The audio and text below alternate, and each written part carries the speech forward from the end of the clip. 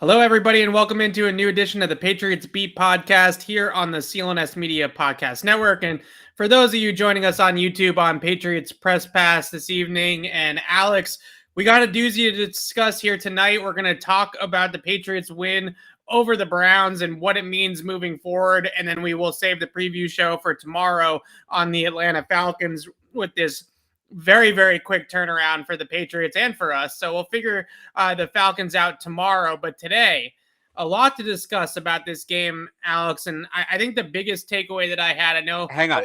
I know where we have to start. Here we go. We have to update the scoreboard. Yes, this is where I was going. Actually, I was going to give it to you. All right. Well, there's a look at the new score: 74 to 24. Wow. This is like FBS versus FCS numbers here between actual football and the math. It's great to see. And I think that's where I wanted to start. We're going to get into all the individual player performances and all those types of things here in a second.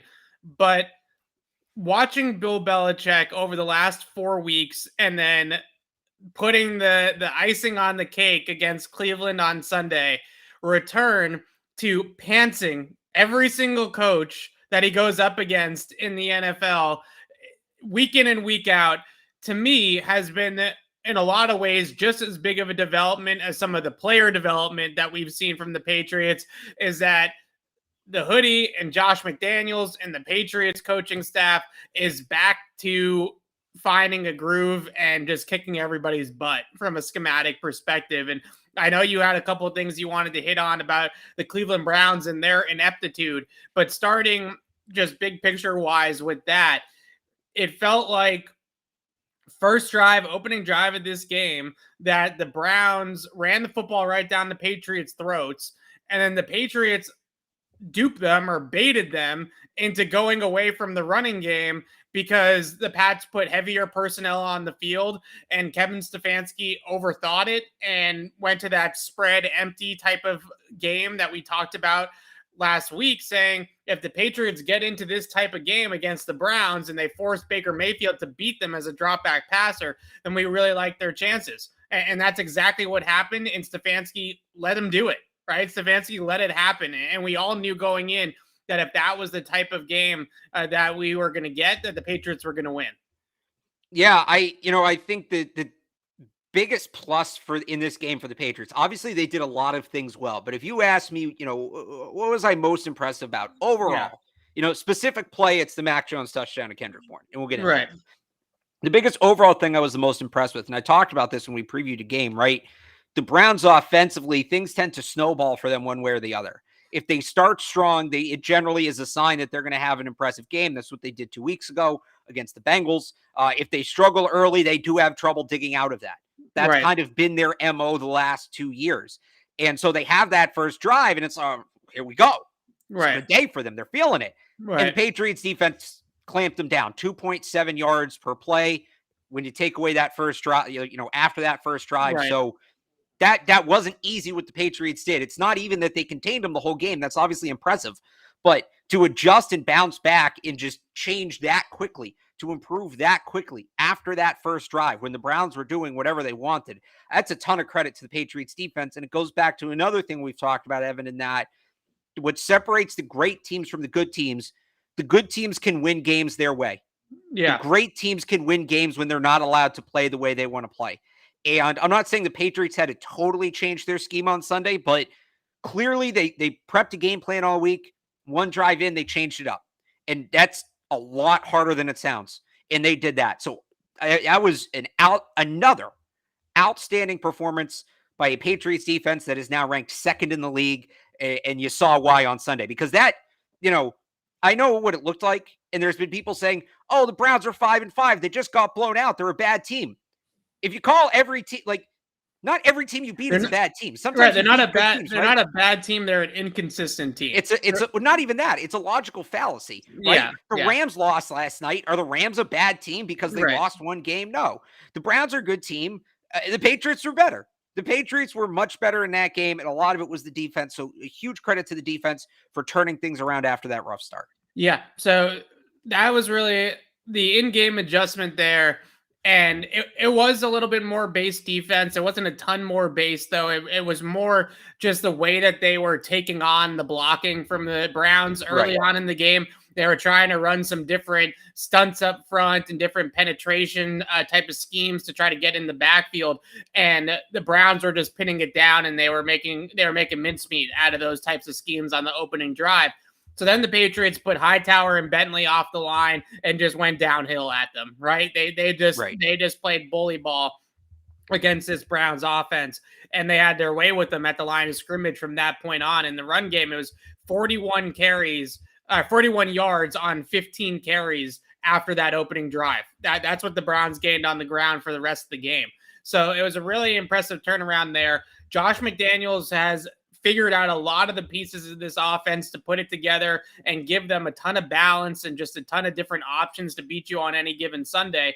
It might not be a star-studded supporting cast with a Tyreek Hill or Devontae Adams or somebody, a number one guy, have 6-7 guys touch the ball and make effective plays with it. That's also difficult to defend if you can spread it around as effectively as the Patriots did on Sunday. And you start to look at some of these advanced metrics that I look at every single week, DVOA, EPA per play, whatever you want to use, the math, thank you. The Patriots right now are, after this 4-game winning streak, a top 6 team in the NFL, a top 5 team in the NFL. Some of these metrics have them as the best team in the AFC, right? Because they look just beyond the record and they just kind of look at the overall production and output of the team. They're second in the league in scoring defense. They're 6th in scoring offense. This is all of a sudden the 6-4 record. Throw that out because of what we might see from this team in the future. And that's why we titled this podcast, Are They Real Contenders? Because that's what I wrote after the game. And it feels like it's what a lot of people wrote, that this is not just a nice season with a rookie quarterback that we can say, oh, the future is bright, and Mac, they found a quarterback in Mac, and this is all well and good. Now it feels like the Patriots might actually be for real. And they could actually go on a run here, and they could compete in the AFC this year. I don't know if they're going to win a Super Bowl. We're getting a little ahead of ourselves there. But in terms of what they could be over the back half of the season, if this 4-game streak and that game against Cleveland's any indication, this could be a really good Patriots team down the stretch here. So it's funny you phrase it that way about, where the metrics have them, because I look at it, my primitive brain that can't comprehend the math. I look at it, I was thinking about this today.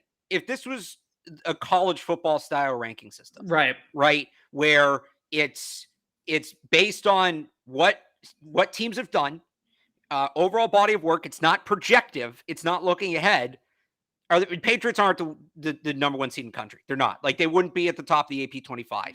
Right. But I want, if we just take the AFC, Patriots are a top 3 team. And I would bet if we had like an AP vote for the NFL, like we do for college football, the Patriots would be ranked higher than the Bills right now.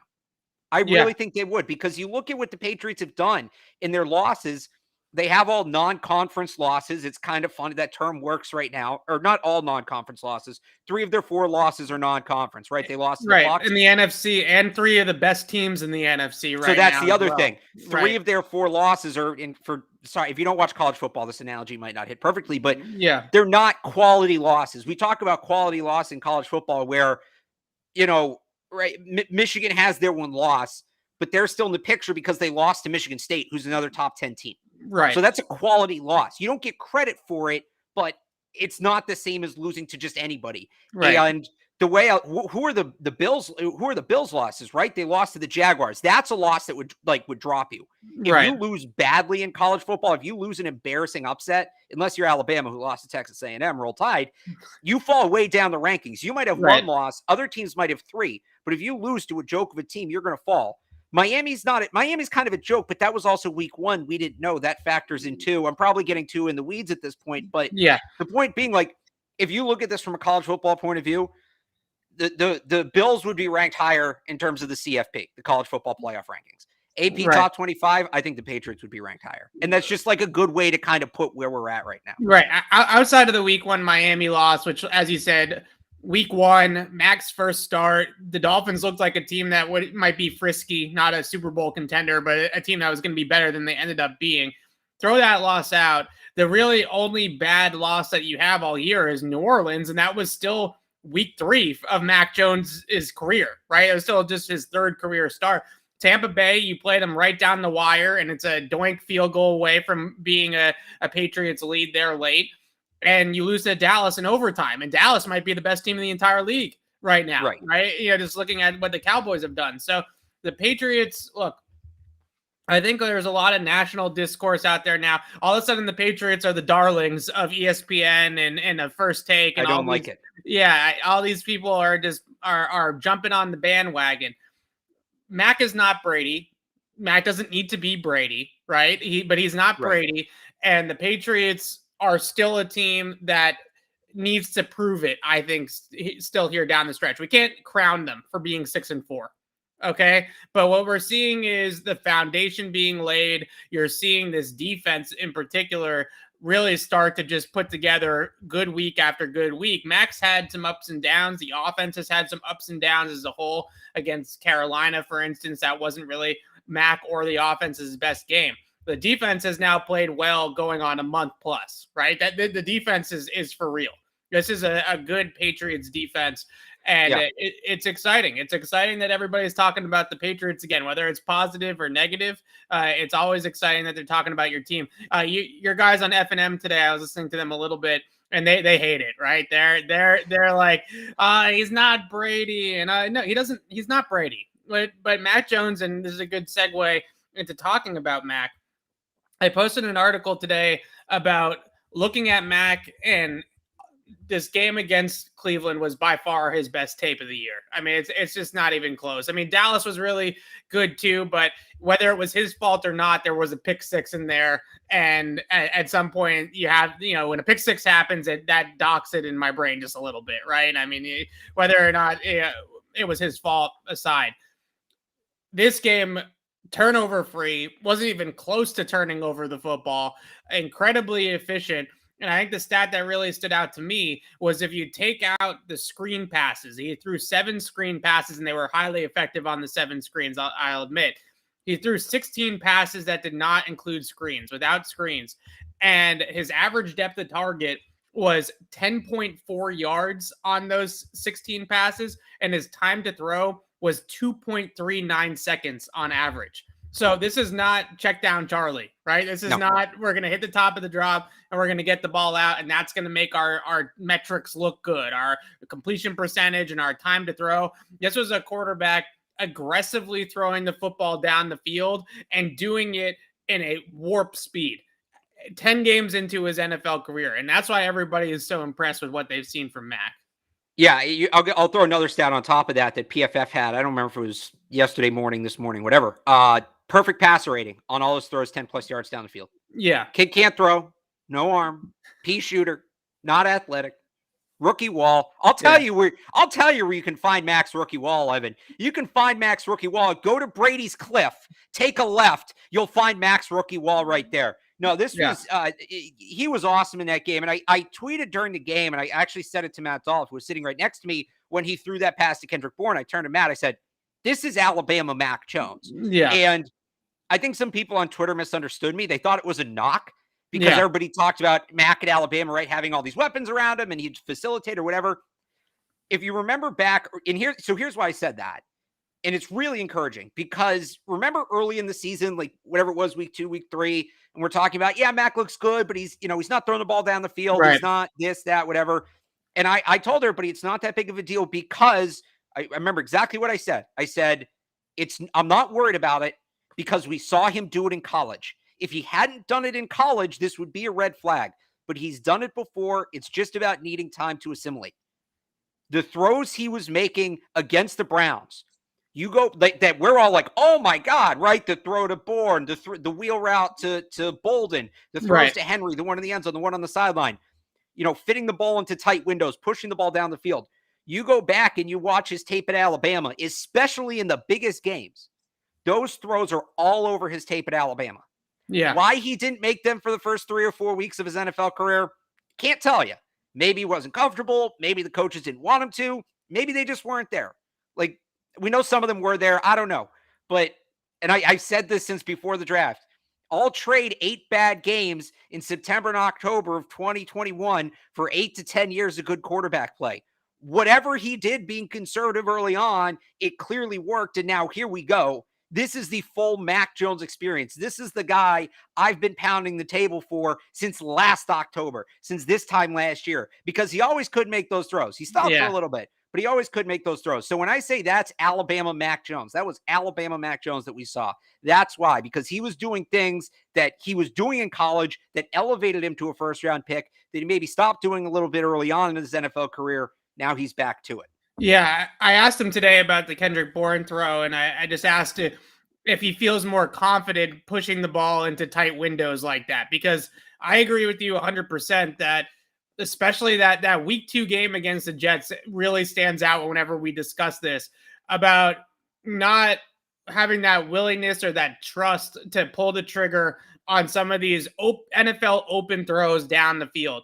And the discourse on Mac coming into his NFL career was always about, we know he's good and at the X, Y, and Z, but when he gets into the NFL and there's a difference between Alabama open and NFL open, is he going to make that adjustment? And is he still going to have the ability to put that ball into those tight windows? And he just told me, just reading some of the quote, that, it's just nailing the opportunity when it's there. And there's been times that I've missed that, and I can definitely do a better job of that consistently. It just goes back to sticking to my reads. And on that play, I was asked him specifically about the Bourne play. He was open, and I threw it to him, and we just need to keep doing that. So to me, that he wasn't open. Mac threw him open. He wasn't open. Mac threw him open. To me, he didn't directly acknowledge that I said confidence, but that answer sounds like right. His confidence has grown. That he really feels like there's now these opportunities that he can take throwing the football down the field. The Bourne throw is great. The Hunter Henry corner route later on in the game, the beginning of the third quarter, another example of a tight window throw down the field that I'm not sure if Mac makes in week 2 that he's making now. And you're seeing just week after week after week, him just get better and better and better, and then learn from some of the mistakes from the past weeks and improve on those areas.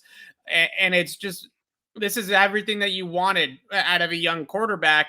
And when we talked about the draft discourse of Mac, the other angle of it was certainly athleticism, arm talent, physical attributes, right? All those types of things that he was missing. He wasn't Zach Wilson or all the things that don't help you play all the things that aren't necessary for playing quarterback. Right. So I think what we've learned and what we continue to learn, yet the league, and I'll admit myself, we all get infatuated with the arm talent and the wow throws and, Trey Lance rolling to his right, throwing across his body to his left to a receiver down the sideline on the left side from right to left, 40, 50 yards in the air.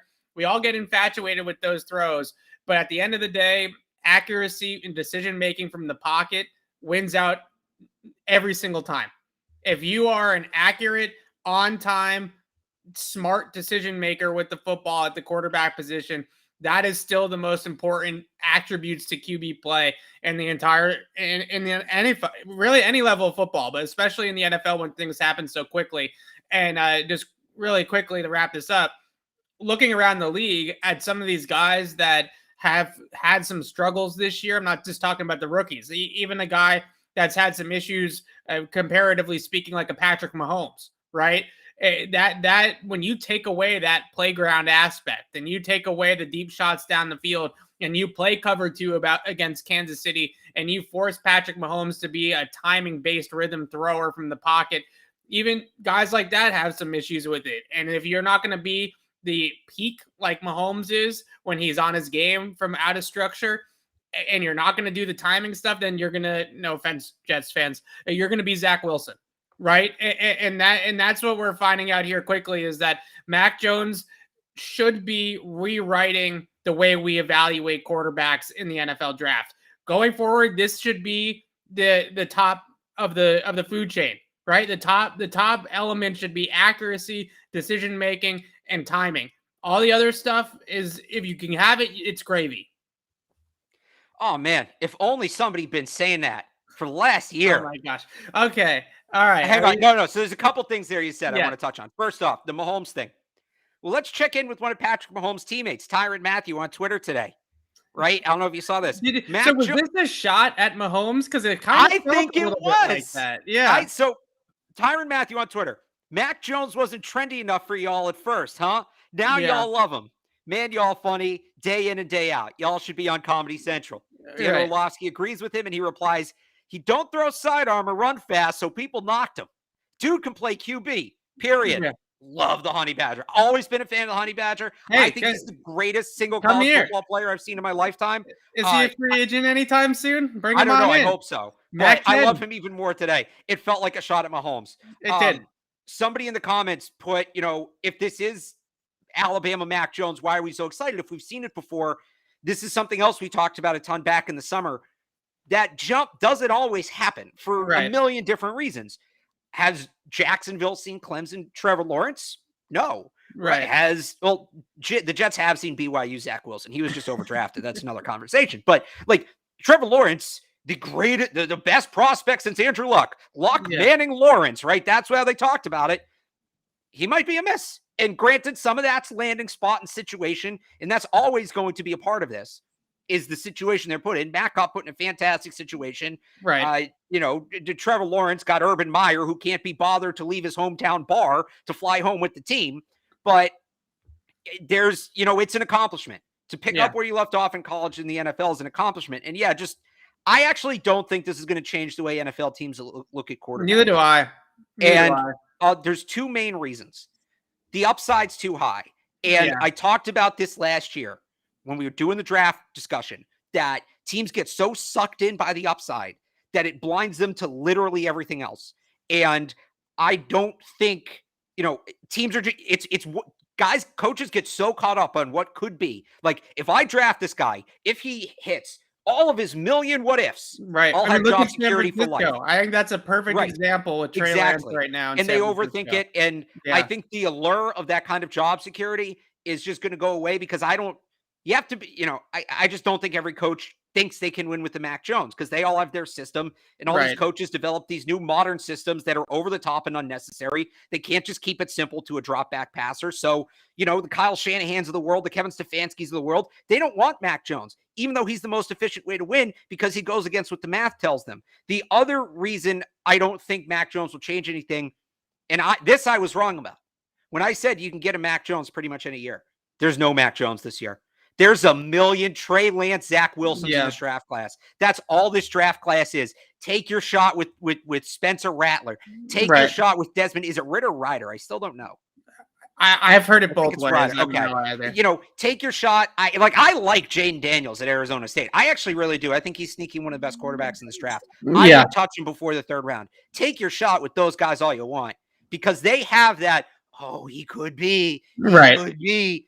None of those guys are definite hits. Well, that was a story on the plane after Trey Lance's private workout, that Kyle Shanahan was on the plane talking to John Lynch. I could do this with him, and I could do that with him, and we could scheme this up with him. And the Niners, I truly believe the Niners changed their minds. I really do. I really think the Niners were going to take Mac when they made that trade up, and then they went to Trey Lance's pro day, and they got infatuated with all the throws in shorts and a t-shirt, and Kyle Shanahan started getting into his bag of tricks, and I could roll this play out, and I can run that play, and I can run this play, and he opens up the offense, and we play 11 on 11. Trey Lance still hasn't. Has he started a game? I think he did, because Jimmy G got hurt. He did. Right? Jimmy was hurt. Shocker. But he's not ready. You're right. And again, I think that maybe if there was a Mac Jones this year, maybe if there was a guy that we could hype up in that way, then the team would say, look, Mac looks good, we'll take the guy. But that guy's just not here. If Phil Dracovic was in this draft class, hell, if he has a really good year next year, if Hank Bachmeier was in this draft class, then maybe you could sell me on it. But Matt Corral, pure upside pick. Malik Willis, pure upside pick. Sam Howell, legitimately bad. Carson Strong, Jordan Love clone. Kenny Pickett, probably fake. Desmond Ritter, high upside pick. I love Grayson McCall, but he's a high upside pick. I don't think he comes out this year. Like, the first quarterback I think that's maybe a Mac Jones comp is Brennan Armstrong. He's the consensus 136th player in the draft this year. Jeez. I don't think he's Mac. I don't think he's close to Mac, like talent-wise, but he's the closest player comp you're going to get. So maybe he'll get pumped up this year, but that's the other thing. Maybe some team does say, hey, we want our Mac Jones. We'll reach on Brennan Armstrong. Brennan Armstrong kind of, isn't great. So Kenny he's not Pickett, great, and it scares everybody gives off. me some vibes. Not What? Mac. He's not Mac, Who? but Kenny Pickett. So here's the thing about Kenny Pickett. Accurate. We're getting too far off the. No. You've got to let me do this now that we're doing Kenny Pickett, because my brother's God. friends watched this show. Yeah. And my brother went to Pitt, so I've watched a decent amount of Kenny Pickett.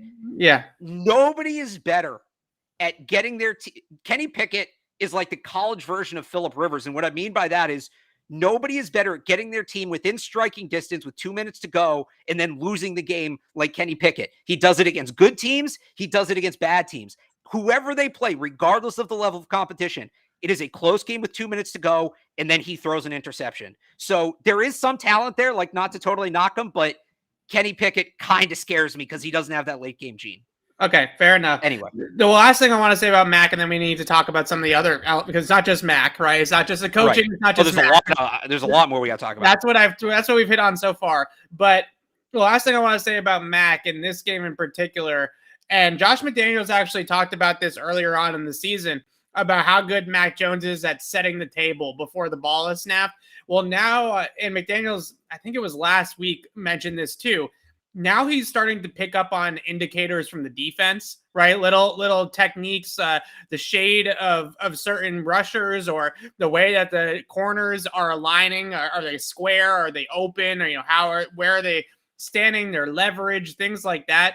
And he's picking up all these things pre-snap, and then McDaniels will add in little tricks for him, little indicators like motions or different alignments to kind of get a look. Is it man? Is it zone? Is it one high? Is it two high?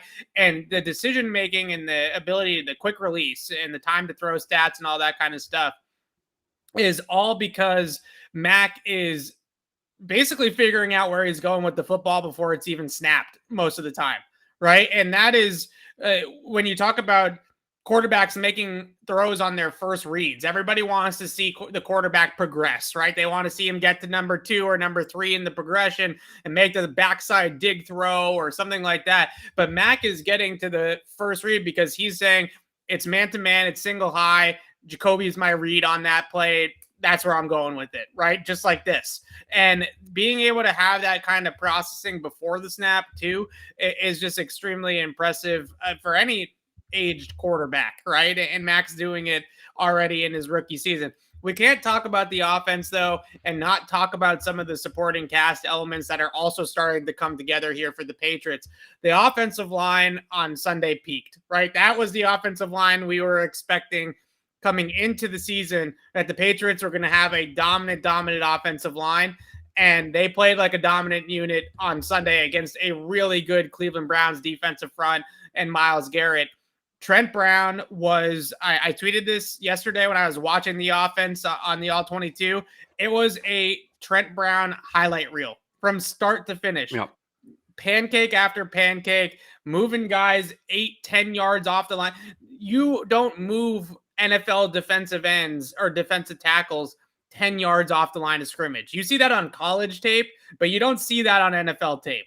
And that's what Trent Brown and Shaq Mason were doing next to each other on Sunday. That was an absolute, if you love offensive line play like I do, and you love trenches and plays in the line of scrimmage, watching number 77 block on Sunday was a thing of beauty. I just can't, I can imagine Dante Scarnecchia was sitting on his couch watching that game on Sunday, just having a great time, because they were just going to town. I mean, it was crazy how far they were moving that Browns front off the line. Let's give them their kudos, but we also got to talk about Mike Onwenu being the odd man out too. Well, so just another quick addition on the offensive line before we talk about Onwenu. I thought we already talked a little bit about how much success they had in the screen game, right? Yeah. David Andrews gardening, just planting linebackers in the turf all day. I mean, he was Isaiah Wynn got one too. Ted Karras had a nice screen. McKeel got a couple. Yeah, the block on Brandon Bolden's third down screen. It was early on in the game, gained 20 yards. Andrews and Ted Karras both had great blocks on that screen. And then Isaiah Wynn absolutely pancaked the defensive back on a wide receiver screen to Kendrick Bourne. And I feel bad for that guy. He just kind of laid down on the ground and was like, ouch, you could just see the pain on the tape. But I mean, heavy, hard hitting, just physical, take it to them. Really. It was a take it to them type of game for the offensive line. Yeah, they were really good. They were really good. And Myles Garrett got the sack, sure, but he had 12 sacks in 9 games. Like, you knew he was going to get his. He got his one. He didn't, Bill Belichick, when he really respects a defensive player, right? When he really does, he refers to that player's ability to ruin a game. He doesn't say it often. He says it maybe once or twice a year. He said about Aaron Donald a couple of years ago. He said it about Joey Bosa this year. Myles Garrett, to me, is in the category of a player who can ruin a game. And the Patriots didn't let him ruin the game. He got his one sack. Happened. It was the worst thing that happened to the Patriots offense all day. And if one sack in an inconsequential situation is the worst thing that happens to you all day, you had a pretty good freaking day. Yeah, I really, looking back on it, there was probably 2 negative plays that Myles Garrett produced, right? 2 plays that were bad plays for the Patriots offense. One of them was the sack, which was a cut block situation. Mac probably should have gotten the ball out quicker there. It's probably less on the tackles and more on the quarterback in that situation. Probably the one down play that Mac had the entire game. And the other one was obviously drawing the illegal hands to the face penalty on Isaiah Wynn. When you have a guy like Myles Garrett have 2 negative plays the entire game, you're definitely doing something right as an offensive line or just as an offense in general. Chip blocks. N'Keal Harry was a huge factor on a couple of those as well. Helping Isaiah Wynn out, not leaving Isaiah Wynn on an island all that much was really important part of that game plan. What were your thoughts? Because I know when the game started and Mike Onwenu was on the bench, I was really confused. Now, I think that today we learned a little bit talking to some of the players about Ted Karras and just kind of the physical mindset that he brings, the smart kind of cerebral mindset that he brings as well, because that is a big thing is I think with this decision was that Karras and Andrews basically gives you 2 centers, right? 2 guys that have played a ton of center in their career, and they've allowed that trio in the interior to level off a little bit. And in some ways, I think Isaiah Wynn's better play that we've seen over the last month or so might be having an experienced guy next to him at guard and Ted Karras instead of breaking in a new guard and Michael Onwenu. Yeah, so to me, I wonder if it was just did they might not they might have been worried that Brown couldn't play the full game. Yeah. And we saw that, right? We saw him subbed out at times, and I think it's as simple as if you take Karras out and move Onwenu over there, then essentially whenever you want to make that swap, and maybe they planned on making it more than they did, whenever you want to make that swap, you essentially have to change 2 guys, right? You have to move Onwenu back over to tackle and then put Ted Karras into the game. By making Onwenu the odd man out, it's in and out. It's a 1-for-1, and it's easier on the group, right? It sucks to take Onwenu off the field, but it's easier on the group. Now that they know Trent Brown can play a full game, now it gets interesting and who becomes the odd man out, because I don't think they're going to essentially bench Michael Onwenu for the rest of the year. Right. It's tough because they have 6 starting caliber offensive linemen. It's a really good problem to have. Yeah. You wish that you could. These are the times where you wish you could get straight answers out of the coaches sometimes. And maybe McDaniels will give us one on this tomorrow, because he was pretty honest when I asked him about why they didn't switch Onwenu to tackle and put Karras in earlier, right? He gave a pretty good answer about going back to training camp and all that kind of stuff about that. But clearly their best 5 has Michael Onwenu in the starting lineup somehow.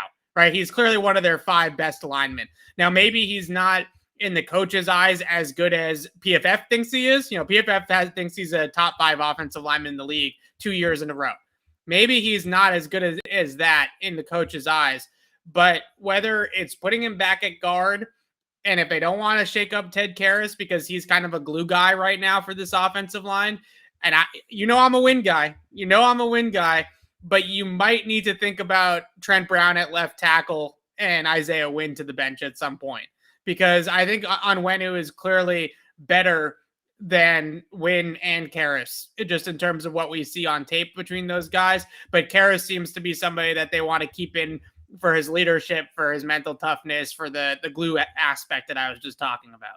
And I think the communication too with the rookie quarterback, right? That has to Right. help. So we'll see again, it's a good problem to have. And the reality is, worst case scenario, the current alignment works. Right. And if you have to leave Onwenu, you leave Onwenu, but the current alignment works. And it's not like all these guys are locked into long-term deals, right? They can move things around if they need. Trent Brown's up at the end of the year.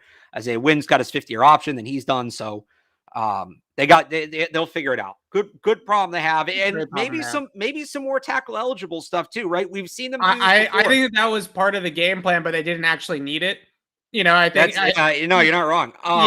Yeah, I think that because they did run it a couple of times, and they ran one run in particular where Shaq and Trent Brown and Mike Onwenu were on the same side of the line, and the thing just caves in, right? I mean, as you would expect with those three guys on the same side. So I think that in other game plans, maybe even on Thursday night when it's just kind of a go down there, take care of business, and get out of there healthy type of game, right? Maybe you do see some 6-0 line. And if Damian Harris is back, then you can have Ramondre Stevenson and Damian Harris run it 40 times down Atlanta's throat, right? You know, I think that is coming and will be used more in the future. I think the other thing too, and just flashback as recently as 2018, it's going to get cold.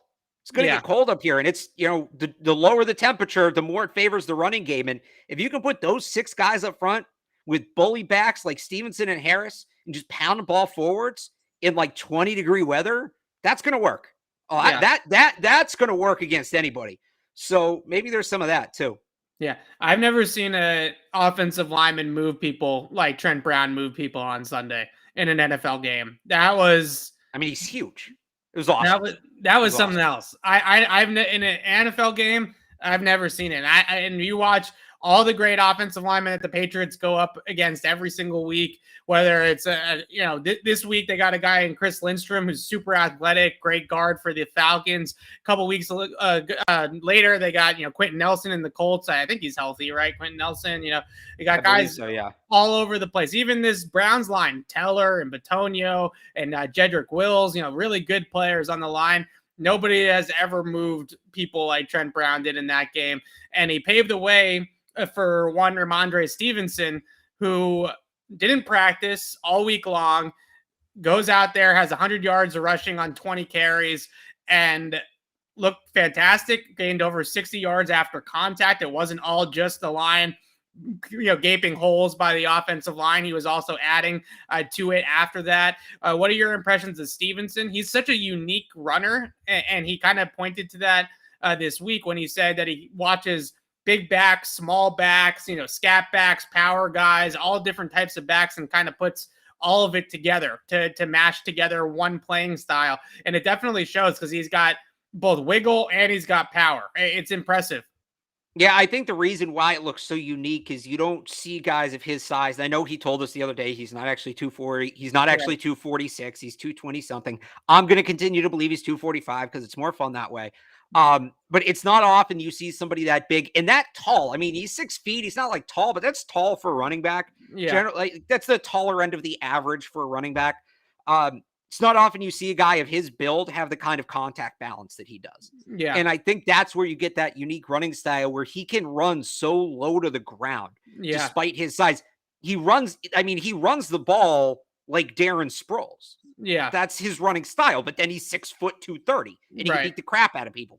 Right. So when you combine those two, it is very unique. He is a ton of fun. And I think when they get Damian Harris back, having those two guys complement each other, it's going to be special to watch because there's something to be said for if you just power run at a team, you wear them out. Yeah. Like those, every time you tackle, whether you're defensive tackle, linebacker, every time you hit somebody, you lose a little bit of gas. Right. And if you have Stevenson and Harris dishing out punishment, and both those guys can dish out punishment, both those guys run angry.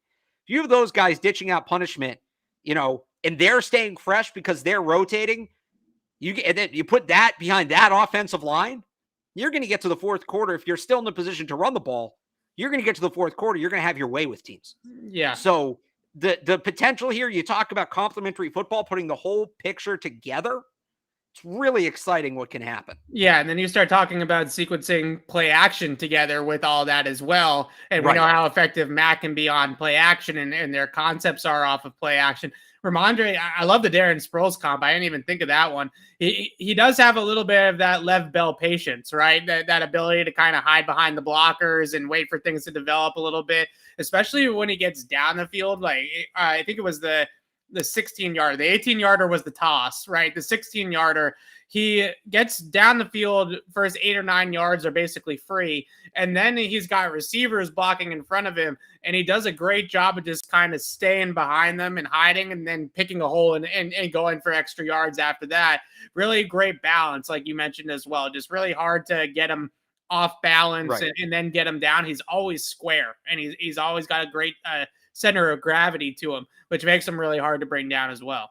Yeah, I thought he showed good field vision too. You touched on that. I thought that if there's one element of his game that's improved from where he was in college, I'm not saying he didn't have good field vision in college. He did, but what he did on Sunday, I mean, that was another level. That's something we haven't seen from him. And maybe it's just that it was the first time he's gotten consistent carries. Yeah. So kind of allowed him to get more in the rhythm of the game. But I thought his field vision was excellent. But seriously, if you go back, in like, this isn't like the real way to scout a player, evaluate a player, but just what stood out to me, if you go look at like all the pictures of Ramondre Stevenson from Sunday, like if you go into like the Getty database or USA Today or whatever, there's a bunch of pictures where you can see how low to the ground he is. Yeah. And that's where I got the Darren Sproles comp, is I remember seeing all these pictures of Darren Sproles where it's like his head's like 2 feet off the ground. He's still on his feet, but he's like way down there.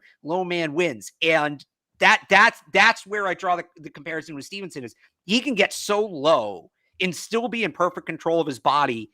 That's rare. Not a ton of guys can do that. And the majority of the guys who can do that, I'll give you another one, is Dion Lewis. Remember how low to the ground Dion Lewis used to get when he was making guys? Yeah, when you said Sproles, my Dion Lewis came to mind. Just so that would be another one. Yeah, I've seen more of Lewis, obviously, than Sproles. Right, but these are the kind of backs. I mean, these are the kind of backs we're talking about that run that way. Now, here's the guy who's 6 foot 230 and is running that way, and that's scary, right? That's different. That's really hard to stop, because the other reality is, if he doesn't want to go around you, he can go through you.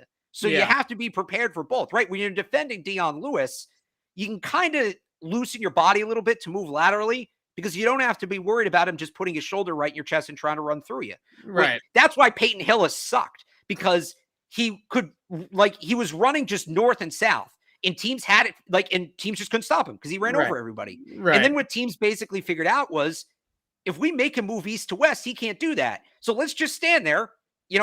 I'll stand here. He'll hit me, but he's not going to get through me because I'm going to just totally square up. Let him try to run around me. He can't do it.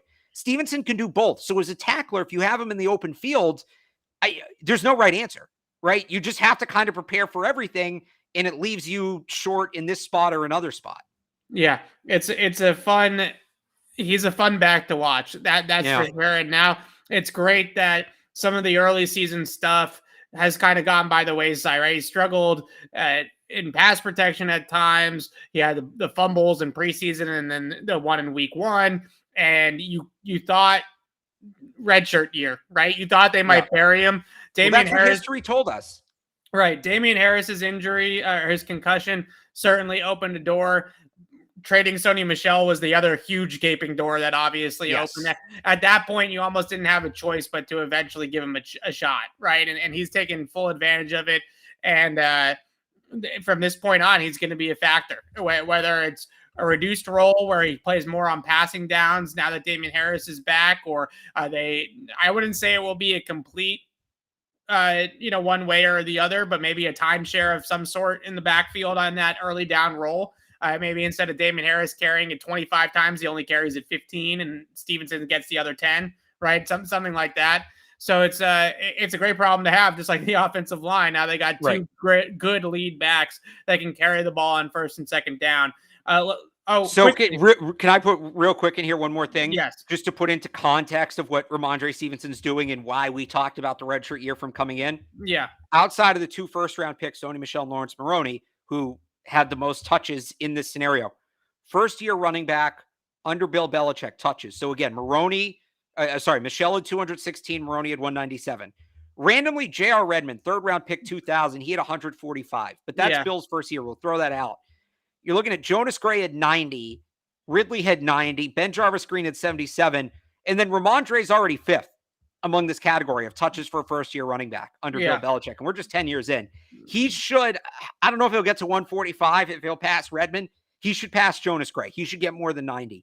Don't be Jonas Gray, Ramondre Stevenson. Make sure you shovel yourself out. Make sure you set 10 alarms, right? Let's not have another repeat of that. And oddly enough, Gray had 90 touches in 8 games. Ramondre's at 6 with 66. It's the Patriots. Bill's never done this. He's never operated this way. This is entirely new. And there's another stat I want to bring up when we get to the defense that's similar to this, but it kind of shows you how the coaching staff is evolving this year, how Bill is maybe moving past some of the ways he's operated in the past, and it's working out. In a past year, Ramondre Stevenson never would have played this much. They would have brought in some veterans, some Steven Jackson type, and just given that guy the ball and redshirted Stevenson. But they evaluated the fact that he's ready, and keep that in mind that what he's doing is special. Yeah, they're really, in a lot of ways, like you said, that they're trusting some of these young guys to play roles that probably in the past they wouldn't have trusted them to play. And before we move over to the defense, because we spent 50 minutes, and rightfully so, you score 45 points or whatever it was, and we're going to talk a lot about offense. Hunter Henry's been great. We've talked a lot about Hunter Henry on the show. Red zone monsters, 7 of them now. Really has been exactly what they've needed, right? A guy that in the red zone, and then a guy on third down that Mac Jones can go to. And that's exactly what they needed. But the one guy I wanted to also mention, Kendrick Bourne has quietly had a really great impact. He's their best receiver. Team. Yeah. He's their best receiver. He not only is he good on game day, but also the energy and some of the confidence that he brings in the locker room, I think has been much needed for that group, because that's a quiet, kind of not necessarily a group that's oozing with that type of bravado that Kendrick Bourne brings to the table. So I think that he's brought in a lot of alpha out of that group as well. And 140 total yards from scrimmage. Don't forget about 141. Don't forget about the reverses too, right? He's been he's got a little bit more giddy up than I thought, right? Good with the ball in his hands. 3 carries for 43 yards as well, and those reverses were a huge part of the plan to be able to move the ball on the ground but not have to run it right at the Cleveland defense. Being able to test them on the edges like that and make them respect it. Really good game plan wrinkle by Josh McDaniels. And then the catch, right? The catch up the seam on the touchdown, go between 2 defenders. That's the second time, because the double move on Trevon Diggs against Dallas was another play where he went and between 2 guys and was the one that came away with the football, right? So he's somebody that really attacks the ball when it's in the air. And some of these guys in this group, no offense, don't necessarily do that all the time, right? I'm looking at you, Nelson Aguilar, right? The guys that don't necessarily, this is my ball, right? That's, I think, when somebody said that after the game, it was a my ball type of play. And that's really stood out about Kendrick Bourne. And he's more explosive than I thought when he has the ball in his hands. That's for sure. Yeah, I think too, when you talk about we've talked a ton about how, a lot of receivers come here and flame out, right? Yeah. And the guys that do come here and succeed, there isn't a ton in common between them. Yeah. Right. Julian Edelman's a much different player than Randy Moss, who's a much different player than Brandon LaFell, who's a much different player than Malcolm Mitchell, right? You could keep going on and on and on. The one thing that they all do seem to have in common is they're all really good hands catchers. And what that means is they can catch the ball with their hands away from their body. They don't need to pull it in. They don't need to tuck it. And he was doing that in camp too. This is, we noticed this right away about Kendrick Bourne. Well, no, he was doing it in San Francisco. I mean, he made sense. That catch, and the more I watched that play, and this is something else that happened during camp. Like we talk about, a great throw from this player, a great catch from this player. Like you can have a great throw and a great catch on the same play. You can have a wide receiver make a great adjustment, still be a great throw. There's a whole offensive, principle predicated on that, the back shoulder. Was one of the best throw and catch combinations I've seen in a long time. I really mean that, for a number of reasons. Matt, the protection's great. Mac looks off the safety, comes back, puts the ball, like he had a football-sized hole where he could put that throw and it would be a touchdown. And he put it right there. And then for Kendrick Bourne to get his shoulder, not just head, he got his shoulders around in time. And that's the key to that catch is if you're fighting your body, you're fighting momentum, right? You're trying to come back here. It's a lot harder, and it's easier because I'm in a swivel chair. But Yeah. when you turn your shoulders, it just gives you more range, and allows you to be stronger with your hands. So to get his shoulders around, square up on that ball, the hands catch, control it through contact, right? All of that. It was a great catch. It was a phenomenal catch, and that's the kind of play. Like, again, I think Jacoby Myers is a solid player. I do. That's the kind of catch you only make if you've been playing wide receiver your whole life. Like a guy like Jacoby, that's just not his game. Even a guy like Nelson Aguilar, that's not really his game. He does bring other things, but they've been missing that contested catch guy the last few years. And we thought it was going to be N'Keal Harry, right? We've talked a ton about this with N'Keal Harry. That's the kind of play when they drafted N'Keal in the first round that you think he's going to be making on a regular basis. Now it's Kendrick Bourne, and that was a special play. And you talk about the attitude, too. Credit to Matt Dolph, who pointed this out to me earlier today. Matt, who I work with at 98.5 The Sports Hub. Kendrick Bourne's kind of the Matt Judon of the offense. Yeah. In terms of, like, he's that leader. He's that tone setter. He's an energizer bunny. Yeah. I think that group needed it, too, because Mac's a quiet leader. He's not necessarily an outward guy. I would say Hunter Henry, same kind of thing. They have some of those guys on. They have some of those guys on the offensive line, right? Like David Andrews. Right. Some of those guys will talk, but his, the dancing, even the energy at practice every single day. He's having fun. Yeah, it really has brought in something else to that group that I think has always been the little engine that could, or the first round bust in N'Keal Harry or whatever, right? These guys that have had issues or whatever you want to call it. And Kendrick Bourne kind of is allowing them to put all that aside. So I'll say, you want to talk about energy. This is like such a, side thing. It's like football, but it's not football. But yeah, go back and watch. There's an angle on the Patriots Twitter on the highlight from that play. They tweeted it the day of the game, where it's Bourne making the catch, and then he gets up and he spikes the ball. He's got his arms out like this. You see Gillette going up behind him. Everybody's running over to him. Yeah. There used to be this aura around Gillette when Brady played that. And maybe this is just me who experienced that, but you had a team that would beat the crap out of you, whatever way they needed to do it, win the game. You had a bunch of fans who actually knew the game, who like took it, like Patriots fans took it as a responsibility to themselves to be loud, be rowdy, get in the other team's head, etc. You had a team playing team football. Like, it was all one moving piece, like complementary football to the extreme. Yeah. That moment was the first time I felt that since Brady left. And Kendrick Bourne embodies a lot of that. When he signed, he talked about the Patriot way and playing for Bill Belichick and not acting like this dominant run was over. Yeah. And Sunday was the first. There was a little bit of it maybe during the Brady game, a tiny bit, but not really. This was the first time I've truly felt like, oh, Gillette's a party again. Like, Gillette used to feel like we were all out there having a good time. The fans, the players, some of the media, like, we're just, it's a party. That's what it was. That Kendrick Bourne touchdown, that turned it from a game into a party. And just to see that, to have that kind of spark, I think that was a big deal, and it's going to be a big deal going forward. And that feeling's only going to get bigger as it gets colder. And just, well, I'm going on this rant since I'm already completely off the rails. I've covered this team for 3 years, haven't gotten a snow game. Let's get a freaking snow game this year. You gotta really feel like the good old days. In the second half, you got Josie playing, and that was another one where I got the chills. I got the chills when they started playing back, Josie. Baby, we're back. All right, let's talk about the good old days here a little bit. Again, as we said on the top of the show, game starts out. The Patriots have a game plan about how they're going to attack the under center stuff from Cleveland. Cleveland goes right down the field. The Patriots make a few adjustments here or there. Off the moving Hightower off the ball was a big part of it, right? That was a big part of the adjustment, and some other things that they did on the line of scrimmage to be more physical and things like that. And Stefanski lets it happen, right? Stefanski says, all right, we're going to put the game in Baker's hands now.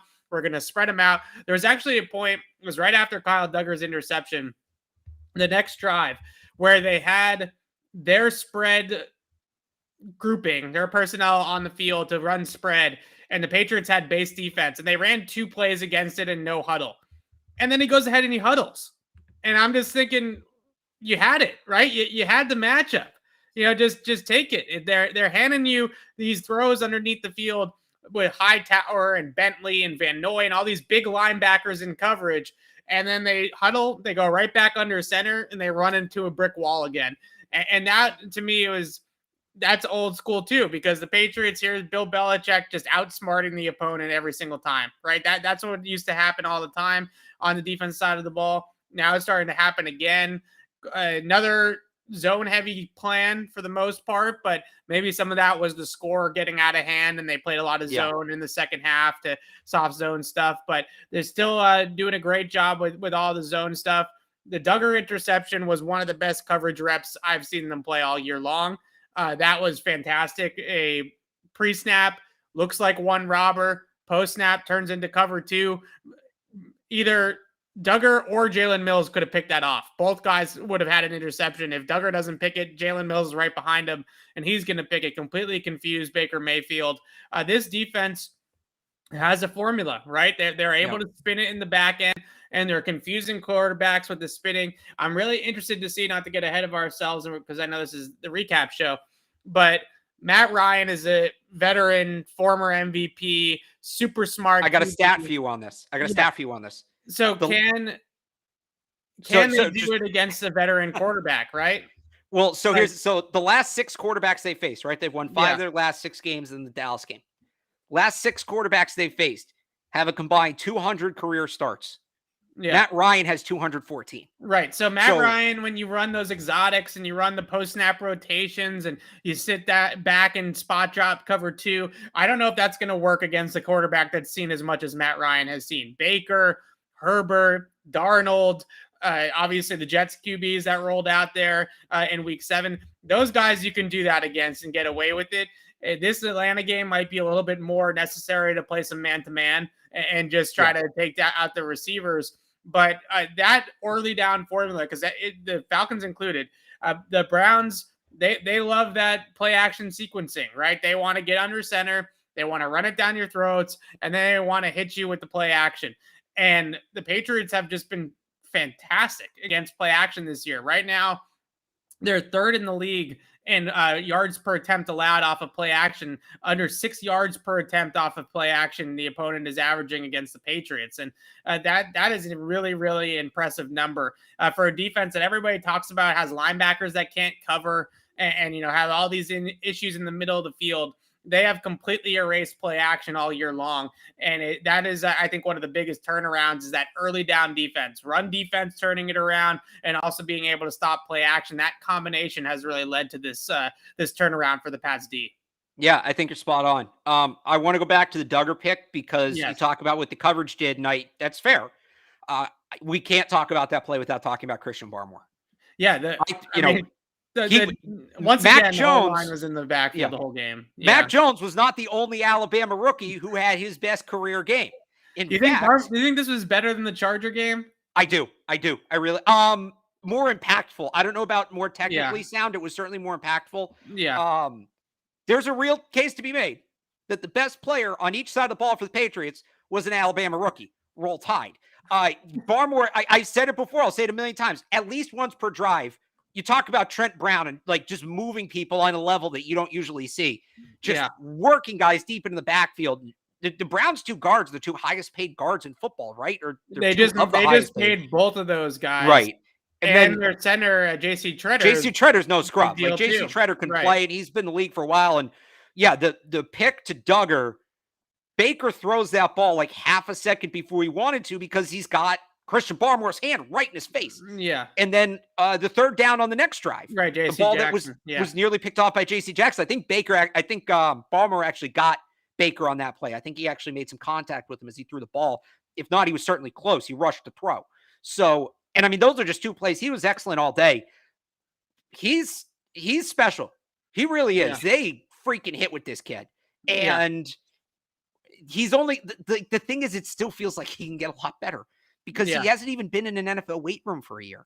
So, I know, I don't know how people watch football games, but I encourage you on Thursday night, at least take a couple plays, especially early in the game. Take a couple plays. Yeah, you're watching it. If you're watching it on TV, the line of scrimmage is all you can see anyways, right? Just watch 90. Just watch what 90 does, especially if it's like a 3rd down early in the game. Just watch 90. You're going to see some cool stuff. He's been really good, and this goes back to Evan, another concept that we've talked about, that the secondary isn't what it's been in recent years. And how have they made up for that? It's by having a better pass rush. Yeah. And now you're starting to see, I mean, we've seen it all year, but this game was a great example. The pass rush can create interceptions. Interceptions aren't always necessarily a product of the secondary. Obviously, the guys back there have to make the play. This isn't to take anything away from Kyle Duggar, but the pass rush can create turnovers. And you saw that happen once, almost twice in that game against the Browns. It's the balance, right? Because the ability on the back end right now, the strength of the back end for the Patriots, or the secondary for the Patriots, is that they're so multiple, right? They can play cover 2, they can play cover 3, they can play man, and then they can spin it right on the fly. So you just don't know down in and down out what exactly you're going to get from the secondary, and that makes it unpredictable. And then you put into that, okay, maybe they don't have the best cover guys back there, but it takes that quarterback an extra beat or two to read the rotation of the coverage and figure out what's happening back there. And then you got Judon and Barmore and Wise and Hightower and Van Noy coming after the QB. And now all of a sudden, this is why you're having so many negative plays. And you look at Barmore, and the one thing that stands out to me is that this is now consistent 3, 4, 5 games in a row that he's been an absolute game wrecker. Yeah. And he's also starting to hold up pretty well against the run as well, because it's one thing for a rookie, especially a day 2 pick. I'm not trying to pick on anybody, but think of Chase Winovich, right? Where his rookie season certainly had a ton of really good flashes. 5.5 sacks. But the consistency down to down wasn't what they wanted it to be. Barmore is performing at this level week in, week out, down in, down out. And that's, to me, means that you got a real player here, right? You don't just have a situational third down pass rush type of role, which is what we probably thought, and what I thought when they drafted him was, they'll put him in the Adam Butler role. At least in year 1. Right. And that'll be fine. But now you have a guy that can really play consistently in all phases and all downs. And that's the difference between a Winovich or an Uche or some of these other rookies that they've had that have flashed, and what Christian Barmore is doing right now.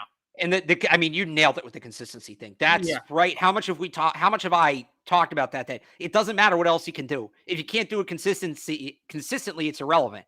And it applies to Barmore. It applies to Ramondre Stevenson too, that it's not just that we're not talking about flashes here. We're not picking and choosing random plays to try to make a case. It's the complete body of work. Right. The consistency is everything. And then when they get Barmore, just to kind of go back to what you're talking about with the pass rush and everything, when they get Barmore and Judon playing that little 2-man game. Oh yeah. It's great. I mean, it's unbelievable. And so I'll give you another stat here, kind of like I did with Ramondre, to put Judon's start into context. And Evan, you can probably explain this a little better than me, but basically, Patriots don't necessarily care about sacks.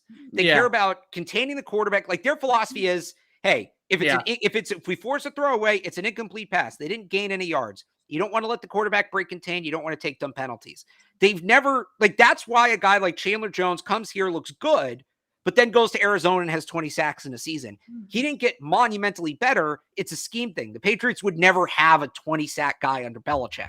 Yeah. That's why, as I pull my stat up here, that's why if you look at their individual sack leaders all time, Chandler Jones had 12.5 in 2015. You got to go down to 8, and it's Chandler. So to find somebody not Chandler Jones who had more than 10 sacks since 2010, Mark Anderson, 2011. Anyway, the point I'm really trying to make. When you talk about like sacks that were like coverage sacks or like Mark Anderson was scheme sacks. Mark Anderson was the definition of a. But you know what? A gimme sack. Good for him. He got the bag from the Bills. We never heard from him again. I hope he's sitting on the beach somewhere very happy. Yeah. Here's the ultimate point I'm trying to make. To put Matt Judon starting context. Matt Judon has 9.5 sacks. Yeah. The record for single season sacks under Belichick, not team record, but under Belichick for the Patriots is 12.5. What Jones did it. Tippett has the record, right?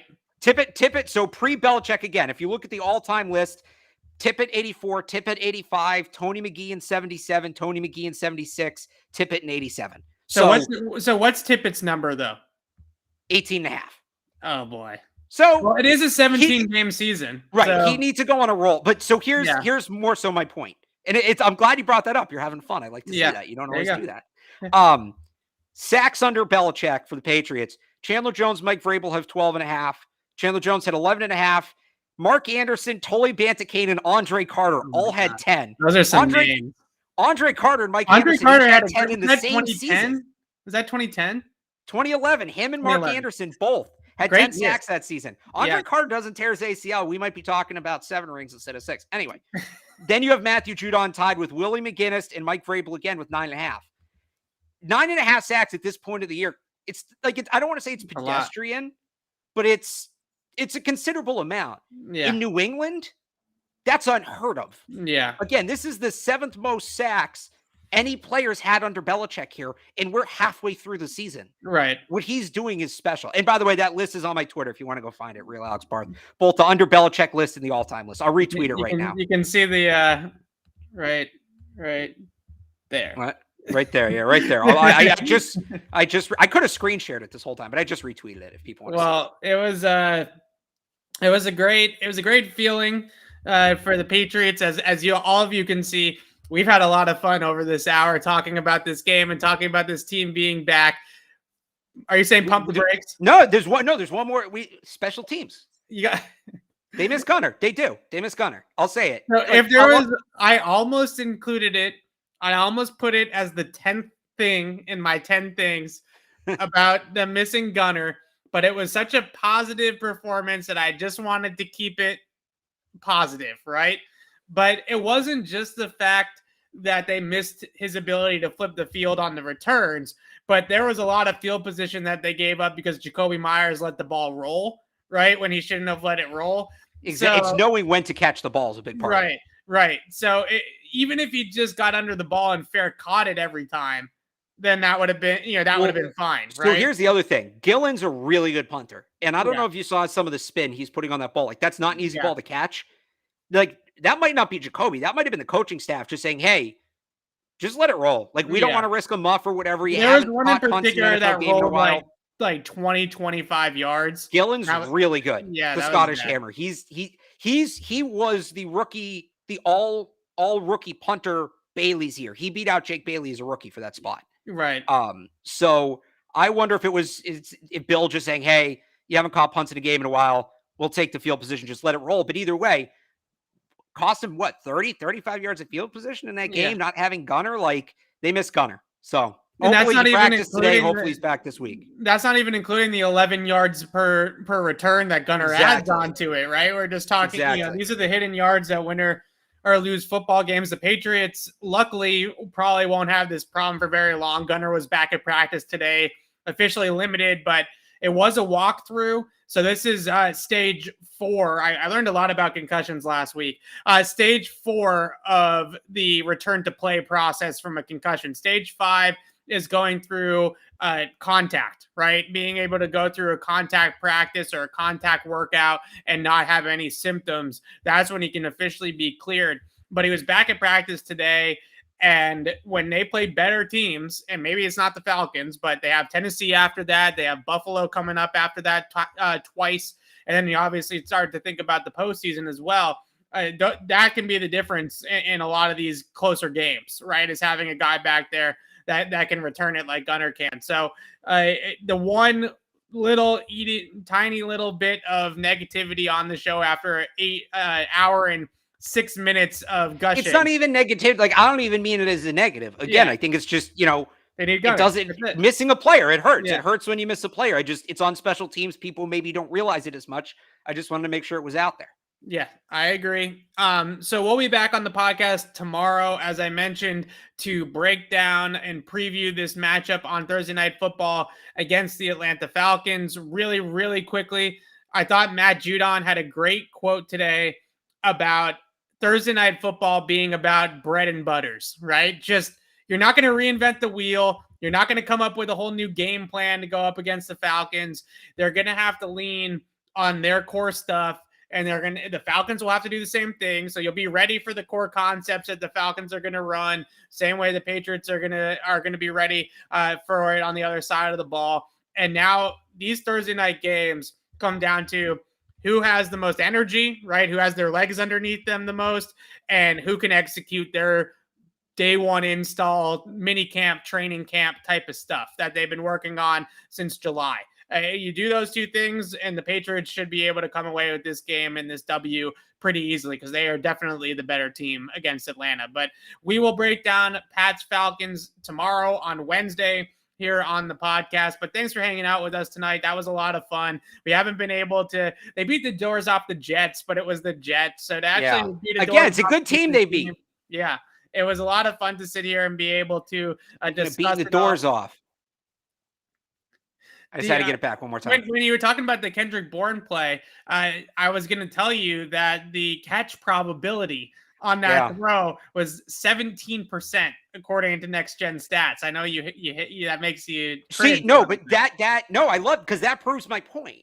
You Yeah, can't, like, the math tells you don't throw that ball, but they got, the math doesn't know all the little intricacies of that exact situation. Right. And if they listen to the math, they wouldn't have had the 7 points. He makes the throw, he gets the 7 points. If they had a robot, that's my point in a nutshell. If they had a robot playing the quarterback that only threw the highest probability pass, they might have a robot playing quarterback. Yeah, Mac Jones is a robot, just not that kind of robot. We know he bleeds. He does bleed. That's true. He's not a robot. He bleeds. Futurama taught us that. You can't say he's a robot.